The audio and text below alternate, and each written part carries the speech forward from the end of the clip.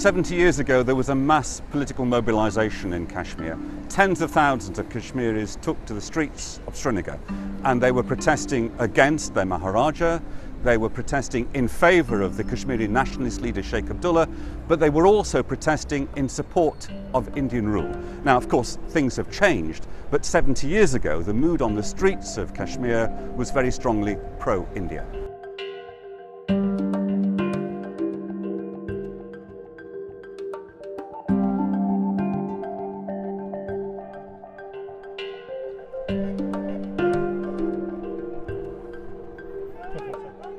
Careful, something's going to explode there.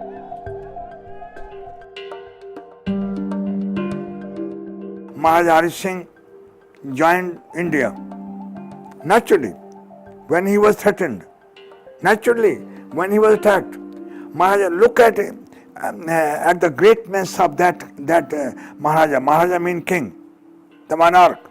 He was from Jammu, he was Dogra, he was from the same family I belong to.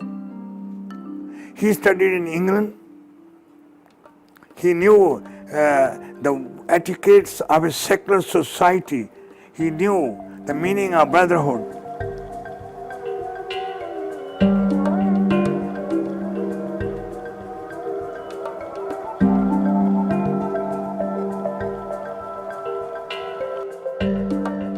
India was partitioned in 47, and a sizable chunk of Hindus from Punjab, they came to Jammu just to have a shelter, because they were killed there. Some of them were killed there, and then reaching Jammu, they started telling the stories of their killings, other things, and molestation and all that. And this has a natural reaction. The Jammu Hindus, they turned against the Muslims who were residing in Jammu. They started killing them, and finally, Muslim conference of this Muzaffarabad and in Mirpur, they declared a provisional government. They declared their independence, and people from Punjab, Pakistan side, Mujahideen, the tribals like Faridis, Pathans and Peshawaris, they came to help and stabilize this Azad government that had been declared by these Punchis and these Muzaffarabad people.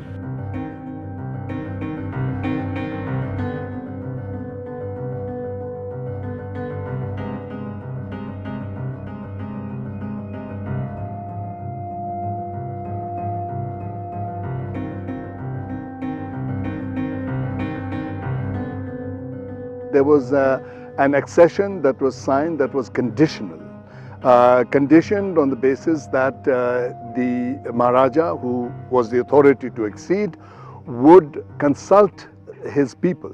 And this was something that was imposed on him by Lord Mountbatten and Jawaharlal Nehru, the first Prime Minister of India.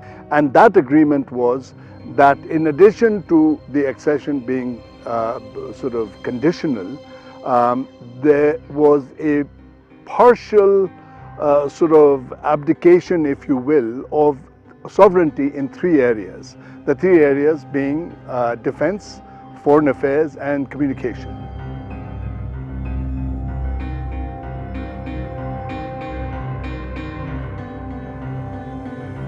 I think a sort of sizable portion of the population was probably happy because they were siding with Sheikh Abdullah at the time, and they agreed to it on the basis of assurances that were given to Sheikh Abdullah and the people of Kashmir at that time.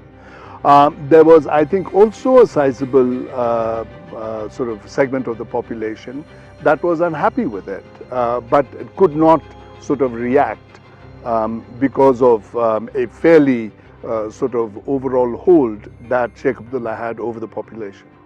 Kashmir became a part forcibly through this phony and fake accession. It became a part of, but the undercurrent, people were not in favor of that accession at all.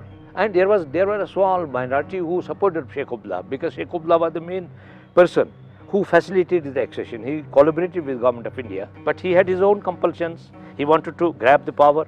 He wanted to become the Sultan of Kashmir. So he acceded. He supported the accession.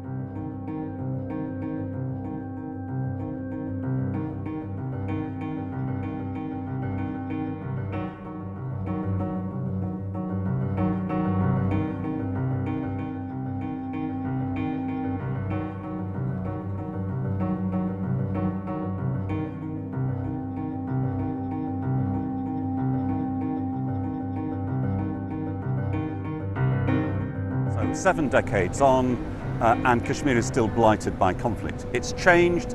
The security situation isn't as bad as it was in the early 1990s, but this is not simply a dispute between India and Pakistan. It's also a conflict between the Indian state and the Indian army and young Kashmiris. Not all young Kashmiris, but most young Kashmiris, I think, are opposed to Indian rule, and they resent the presence of the Indian army, and they feel they have no agency about how their state is governed, and they're angry.